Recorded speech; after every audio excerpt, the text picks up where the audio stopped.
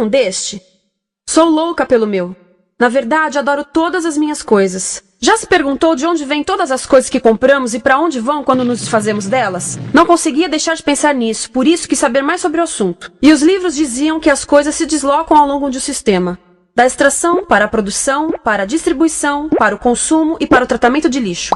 Isso tudo se chama a economia de materiais. Bem, estudei um pouco mais.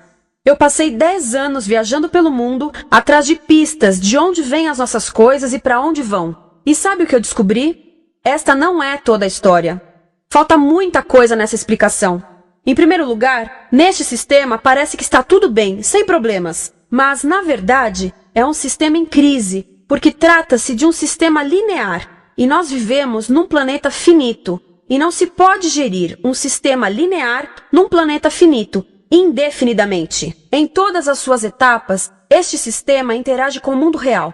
A vida real não acontece numa página em branco.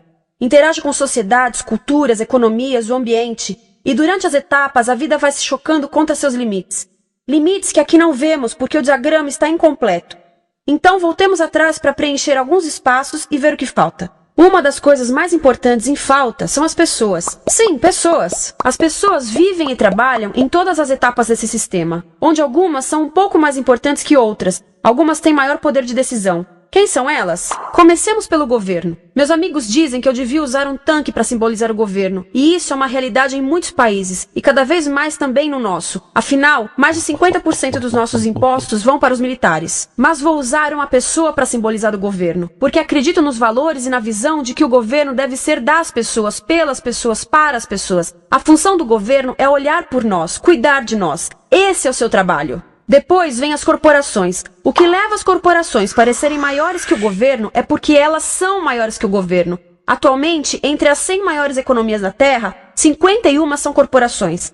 À medida que as corporações foram crescendo, em tamanho e poder, assistimos a uma pequena mudança no governo, como se estivessem mais preocupados com o bem-estar deles do que com o nosso. Muito bem, então vejamos o que mais falta nessa imagem. Começaremos pela extração, que é uma palavra pomposa para exploração de recursos naturais, que por sua vez é uma palavra pomposa para destruir o planeta. A verdade é que cortamos as árvores, arrebentamos as montanhas para extrair os metais, consumimos toda a água e exterminamos os animais. Aqui enfrentamos o nosso primeiro limite. Estamos ficando sem recursos naturais. Estamos utilizando demasiados materiais. Sei que isto pode ser difícil de ouvir, mas é a verdade. Por isso temos que lidar com isso. Durante apenas as 3 últimas décadas, foram consumidos 33% dos recursos naturais do planeta. Desapareceram. Cortamos, minamos, perfuramos e destruímos o planeta tão depressa que estamos debilitando a capacidade do planeta para sustentar o nosso modo de vida. Aonde eu vivo, nos Estados Unidos, resta-nos menos de 4% da nossa floresta original. 40% dos cursos de água estão impróprios para o consumo. E o nosso problema não é apenas estarmos utilizando demasiados recursos, mas o fato de estarmos utilizando mais do que a nossa parte. Temos 5% da população mundial, mas usamos 30% dos recursos mundiais. Se todos consumissem ao ritmo dos Estados Unidos, precisaríamos de 3 a 5 planetas. E sabem uma coisa? Só temos um. Então, a resposta do meu país a essa limitação é simplesmente ir tomar dos outros. Este é o terceiro mundo, que alguém dirá tratar-se apenas de uma expressão para designar o local para onde foram as nossas matérias-primas. E o que é que acontece? A mesma coisa, destruição do local. 75% das zonas de pesca do planeta estão sendo exploradas ao máximo ou além da sua capacidade. Desapareceram 80% das florestas originais do planeta. Só na Amazônia perdemos 2.000 árvores por minuto, o equivalente a um campo de futebol por minuto. Então, e as pessoas que vivem aqui? Bem, de acordo com esses sujeitos, eles não são donos desses recursos, mesmo que vivam lá há gerações. Não são donos dos meios de produção, nem compram muitas coisas. Nesse sistema, quem não possui nem compra muitas coisas não tem valor. A seguir, as matérias-primas seguem para a produção, aonde utilizamos energia para misturar químicos tóxicos com recursos naturais para produzir produtos contaminados com tóxicos. Há atualmente no comércio mais de 100.000 químicos sintéticos. Apenas um punhado foi testado para avaliar o seu impacto na saúde, e nenhum foi testado em relação aos impactos sinérgicos na saúde, ou seja, a interação com todos os outros químicos aos quais estamos expostos diariamente. Por isso, desconhecemos o impacto total deles na saúde e no ambiente. Mas sabemos uma coisa: os tóxicos entram e saem. Enquanto continuarmos a introduzi-los nos nossos sistemas de produção industrial, continuaremos a inserir esses tóxicos nos produtos que levamos para nossas casas, trabalho e escolas, e claro, para nossos corpos. Como os BFRs, ou retardantes de incêndio à base de brometo, que tornam as coisas mais resistentes ao fogo, mas são super tóxicos. São neurotóxicos, ou seja, tóxicos para o cérebro. O que é que estamos fazendo usando esses químicos? Apesar disso, os usamos em nossos computadores, eletrodomésticos, sofás, colchões e até alguns travesseiros. Sim, pegamos nossos travesseiros, os revestimos com neurotoxinas, levamos para casa e dormimos por 8 horas com eles. Não sei, mas acho que num país com tanto potencial, poderíamos ter uma maneira melhor de evitar que as cabeças peguem fogo à noite. Sabia que essas toxinas vão se acumulando ao longo da cadeia alimentar e se concentram nos nossos corpos? Sabe qual é o alimento do topo da cadeia alimentar com o nível mais elevado de químicos tóxicos? O leite materno.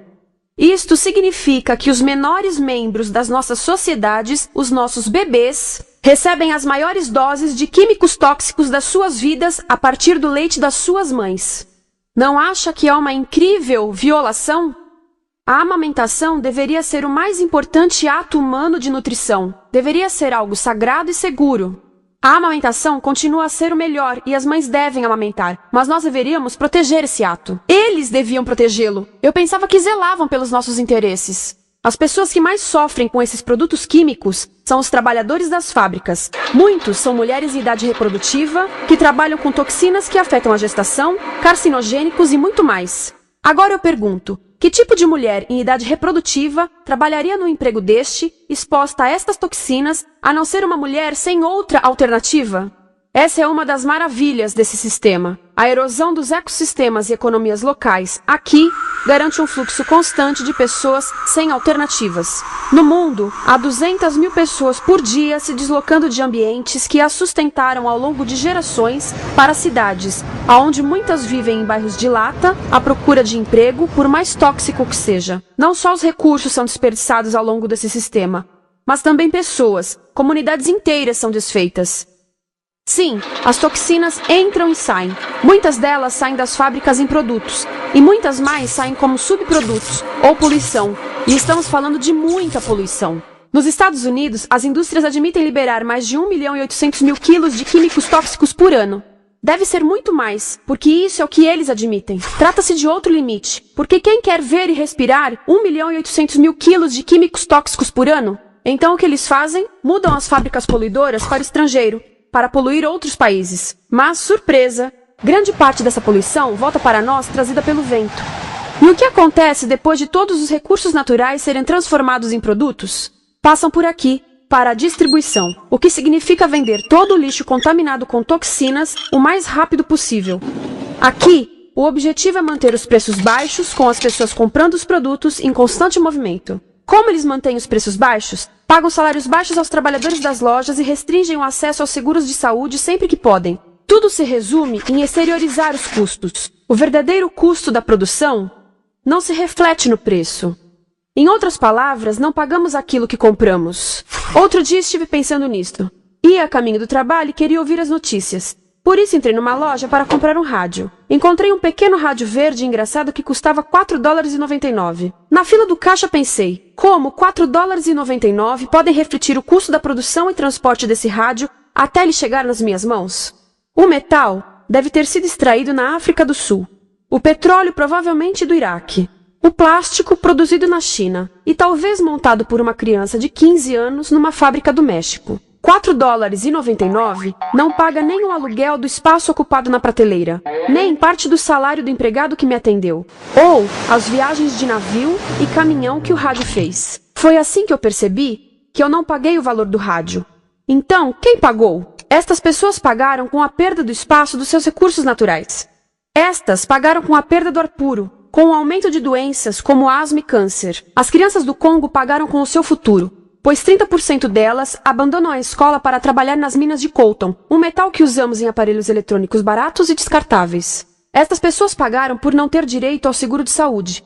Ao longo desse sistema, pessoas contribuíram para que eu comprasse o rádio por $4,99.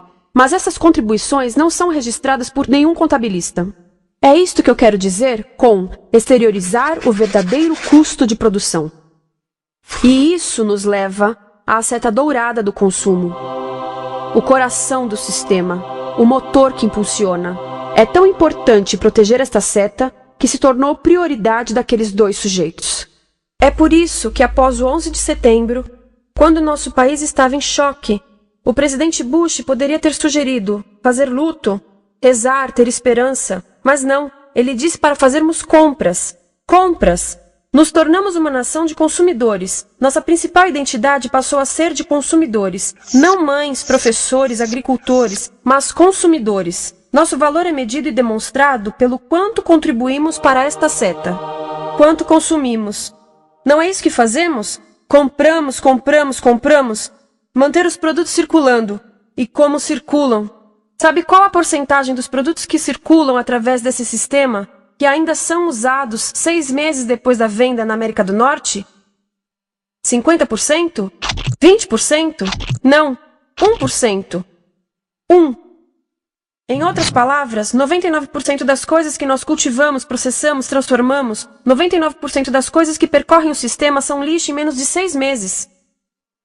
Como é que podemos gerir um planeta com esse nível de rendimento? Mas não foi sempre assim.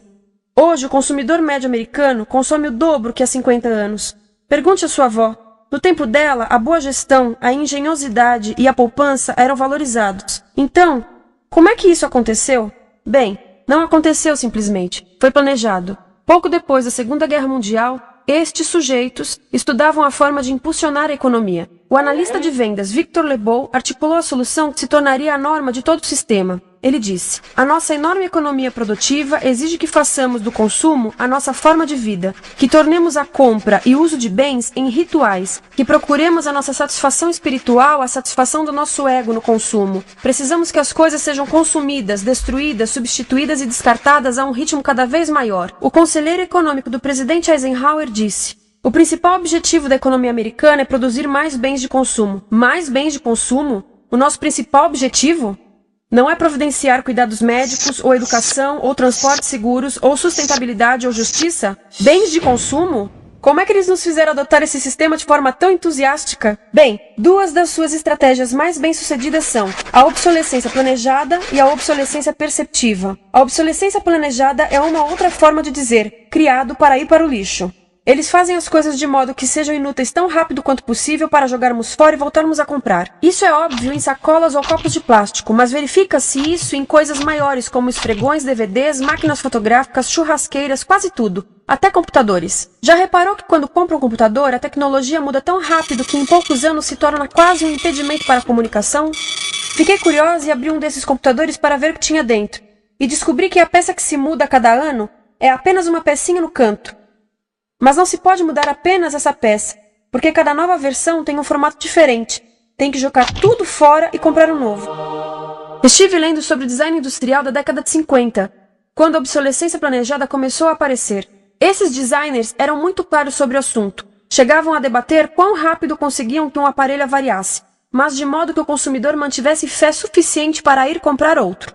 Foi tão intencional, mas as coisas não avariam suficientemente rápido para manter essa seta funcionando. Por isso existe também a obsolescência perceptiva. A obsolescência perceptiva nos convence a jogar fora coisas que ainda são perfeitamente úteis. Como fazem isso?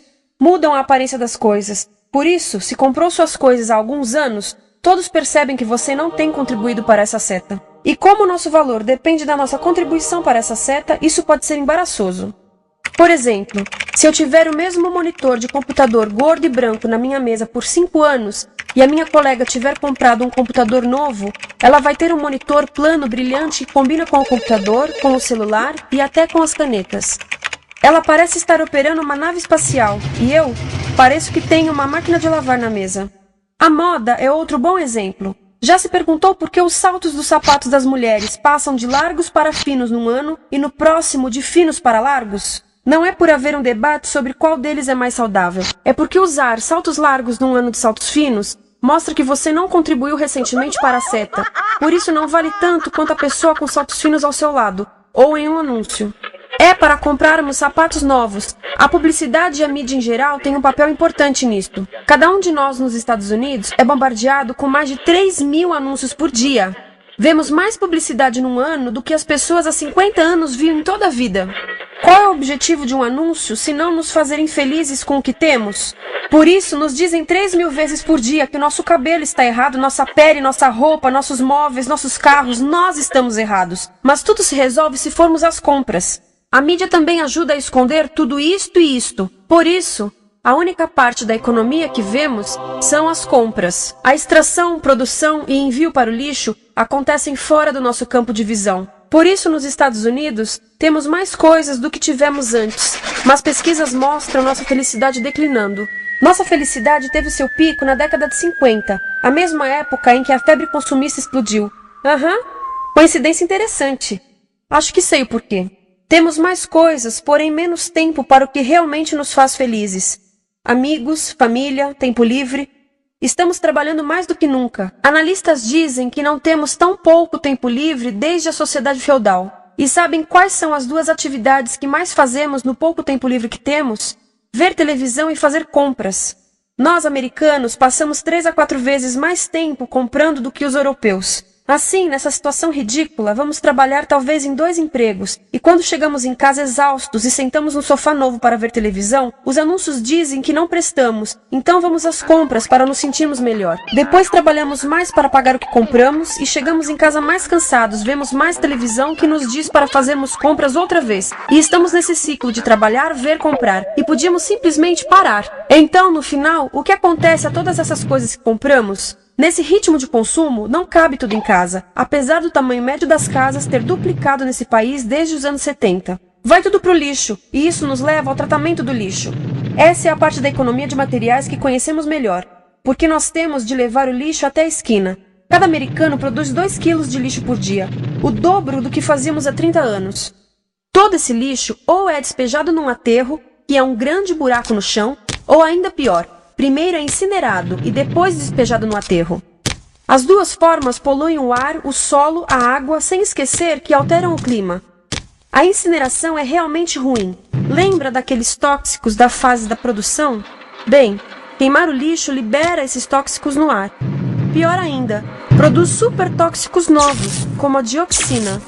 A dioxina é a substância mais tóxica feita pelo homem, e os incineradores são a principal fonte de dioxina.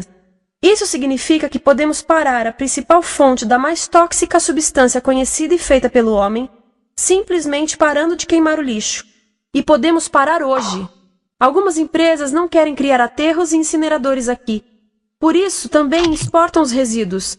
Então, e a reciclagem? A reciclagem ajuda? Sim, a reciclagem ajuda. Ela reduz o lixo nessa extremidade e depois reduz a pressão para minerar e colher mais nessa extremidade.